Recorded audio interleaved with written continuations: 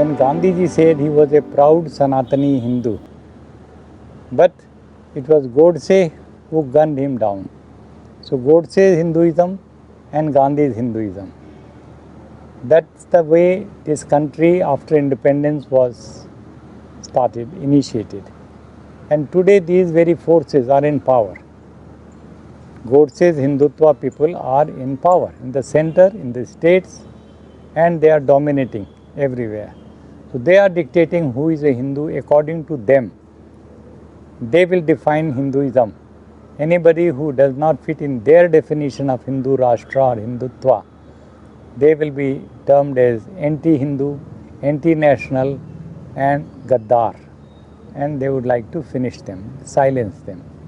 So this has been happening with me last year on 17th of July, where I had gone to take up the case of the Adivasis. 150,000 Adivasis were waiting to hear me. And then there was a mob attack on me, mob lynching type, murderous assault on me on 17th of July in Pakur, Jharkhand. And nobody has been arrested or taken any action in spite of an FIR.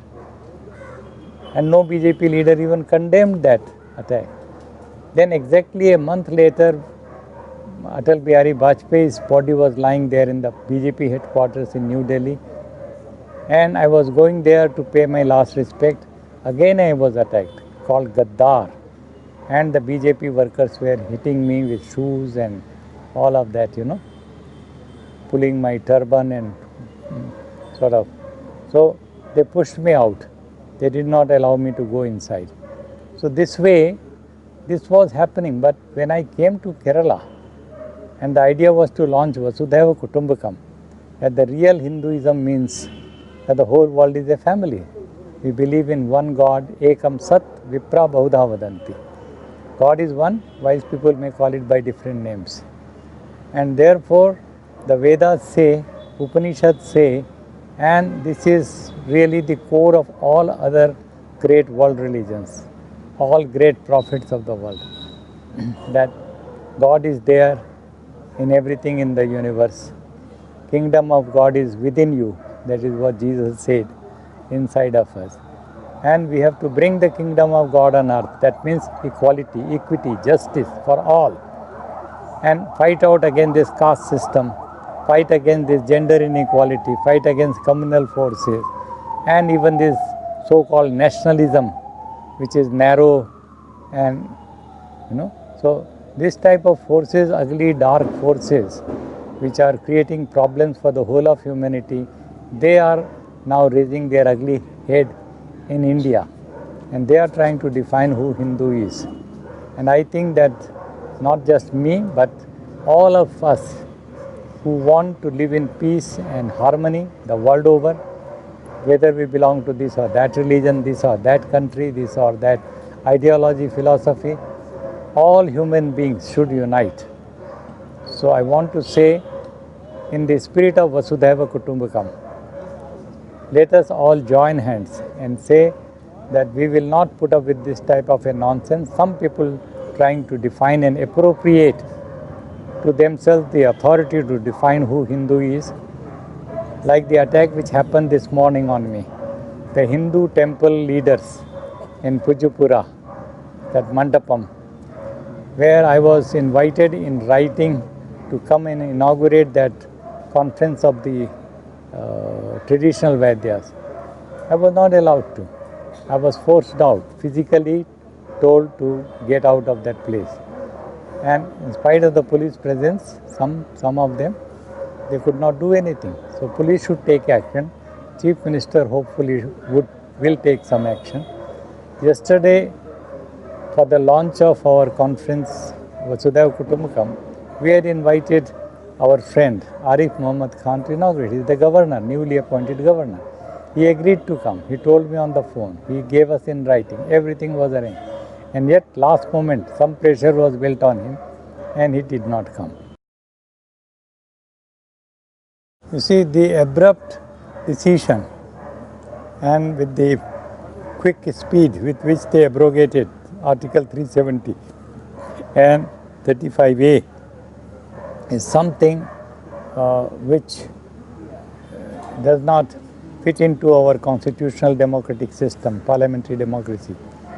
Because if the Prime Minister had given this slogan, Sabka Saath, Sabka Vikas, Sabka Vishwas, and now they are claiming that this is for the good of the Kashmiri people, then if it is for the good of them, why could you not take them into confidence?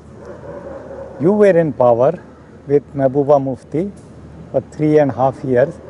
At that time, you should have initiated a dialogue that 370 is standing in the way of prosperity and progress of Kashmiri people, and it should be for the betterment of these very people to abrogate it, to pull it down. So that should have been initiated by BJP leaders, but they did not do it. One fine morning, suddenly they introduced a bill in the parliament, and they seized that little opportunity of president's rule already being thrust upon Jammu, Kashmir and Ladakh. They divide. The state was divided into union territories. The state status was taken away, and Kashmir and Jammu were reduced to union territory. So this is ridiculous.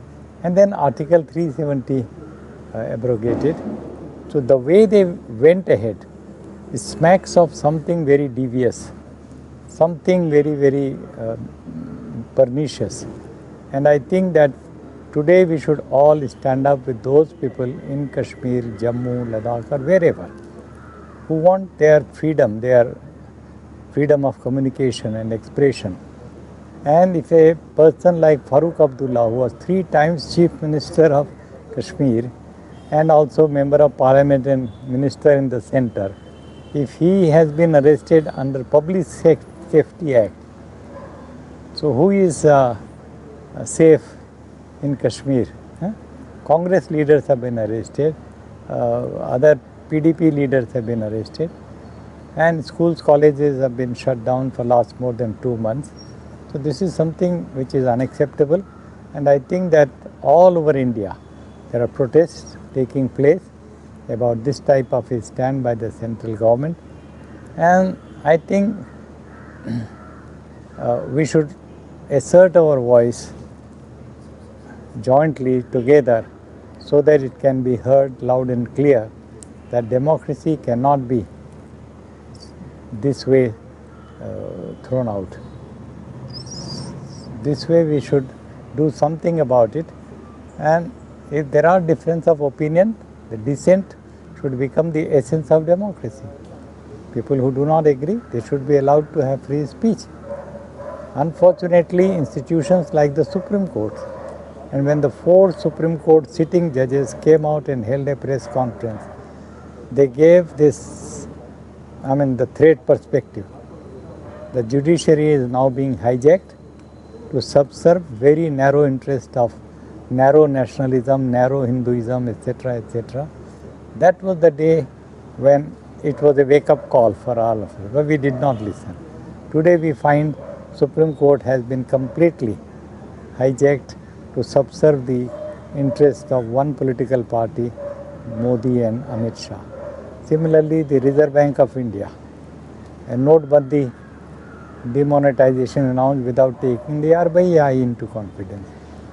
And that has been the root cause of all the economic downturn which we are suffering now.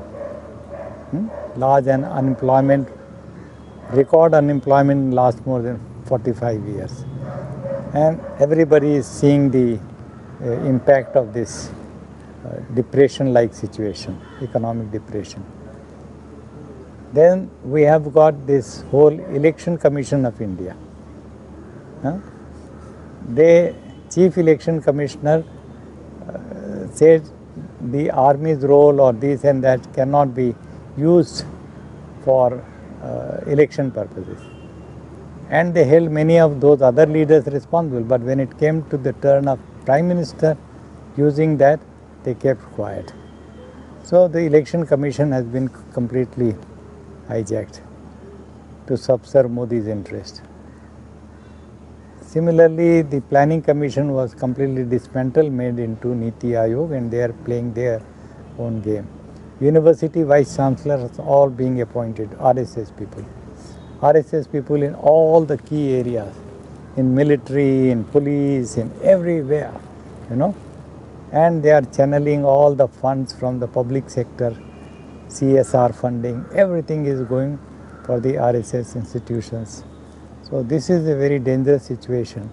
The hatred is spreading, mob lynching is taking place, alienation taking place, National Register of Citizens, and Amit Shah saying this will be all over the country. See, now all over the country, and he says Hindus and Buddhists and Jains and Sikhs and Christians have nothing to fear. It's only targeting the Muslims. Now this is outright hatred, alienation. And we are the second largest Muslim country in the world. More than 180 million of Muslims in India, more than the population of Pakistan. So this is the situation. I think that this will go out of hand if this tendency continues. It is time for all of us, just not look at the opposition leaders, party leaders here, there. They might be demoralized or they might be not putting up a united fight. No problem, but the people in general, the youth in particular, in the spirit of Vasudhaiva Kutumbakam, we the people of the world, we should raise our voice and say this type of a nonsense is unacceptable, where even Hindus are being attacked. You see, what has happened is, very cleverly, surreptitiously, unnoticed, before 2014, Modi, with the help of money power of Ambani's, they captured all the mainstream media, the TV channels and the newspapers and all of those other things. They bought them over literally. There are few exceptions, but exceptions only prove the rule that all the so-called mainstream media has become now Modi media, Godi media. They are singing praise like cheerleaders everywhere. Arnab Roy, like people leading the whole, all these cheerleaders. So now this is the situation. Unfortunately, this started developing in 2014. Nothing was done for long 5 years. Then 2019, they again reaped the harvest of electoral gains more than that of 2014. By spreading one way of thinking, hatred against Muslims, hatred against Pakistan, hatred against those very Indians, Hindus or whoever, who were liberal-minded, who were sort of, cosmopolitan in their outlook, and doing work among the poorest of the poor, Adivasis, Dalits, etc. They were put in jail. And the judiciary has been made helpless. They could not do anything. Even now they are in jail, many of them. So why? What fault, what crime they have committed? Eminent human rights activists. And people like Dabholkar and their murderers, they are roaming around freely. Pansare's murderers or M.M. Thomas murderers or Gauri Lankesh, nobody has been apprehended. A clerk was lynched to death near to Delhi. Then Pehlu Khan and so many of them. Nobody's murderer, attacker has been apprehended. Many of them have been rather garlanded and they have been given hero's welcome after their release on bail by these BJP leaders and their RSS people. So this is happening throughout the country. It is very unfortunate development. But by capturing the media and one way of communication, they have shut out all that, and they have appointed thousands and thousands of well-paid social media, war room-like places all over the country to troll anybody who is liberal or who talks about democracy or constitutional values. They are being trolled, and those who are the yes men of Modi and Amit Shah, they are being given all encouragement. So this way, the RSS line of Hindu Rashtra is asserting itself. So I don't know what the Supreme Court is going to decide, but the Ayodhya Ram temple has again become a big issue. I'm really surprised. Why should Supreme Court of India be so concerned about whether there was a Ram temple or a Babri mosque or anything? That could have been decided in 1 day or 2 days. The title suit was the main question. But 2-3 months, every day, day-to-day hearing, continuous, with the Chief Justice sitting there, 5 other judges sitting there. What is this? Yes, for the judiciary of India, this is the biggest issue. And when I filed a case in this very Supreme Court before the Chief Justice, saying that there should be equal wages for the unorganized sector, which is 94% of total workforce, as of the organized sector, like 7th Pay Commission. He did not allow me to speak for 1 minute. Within 30 seconds, he threw my file and said, go to the government. We are not going to let you speak.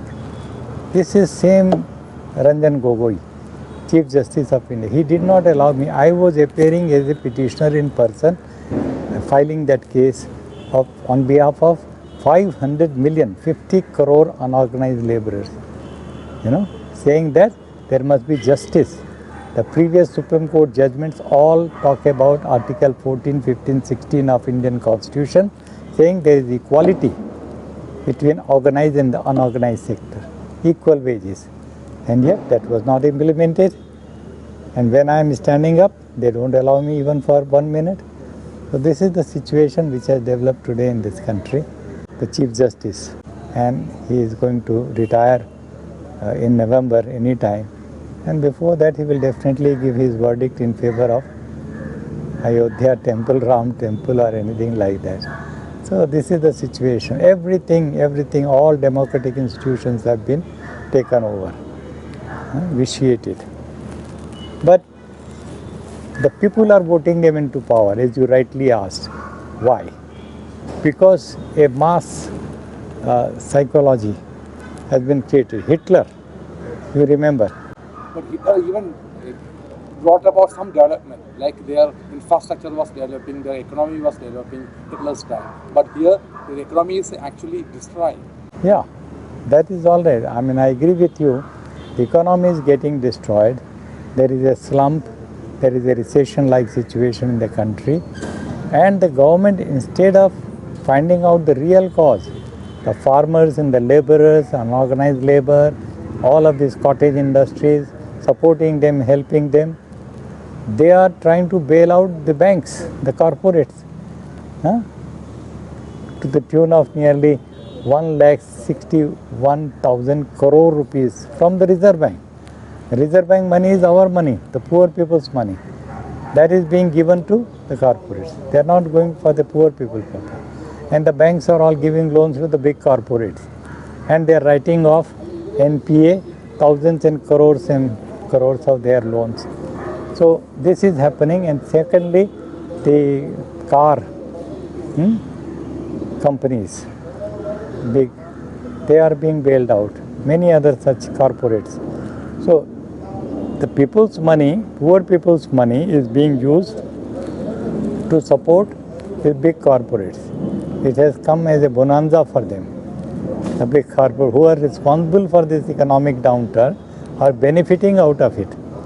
The same thing had happened in USA when there was economic meltdown some 10 years ago. So same thing is happening here in India, and no wonder Donald Trump is calling Modi the father of the nation. So people should forget Gandhiji on Gandhi's Jayanti Day, and they should accept what Donald Trump has told us, that Modi is the father of nation.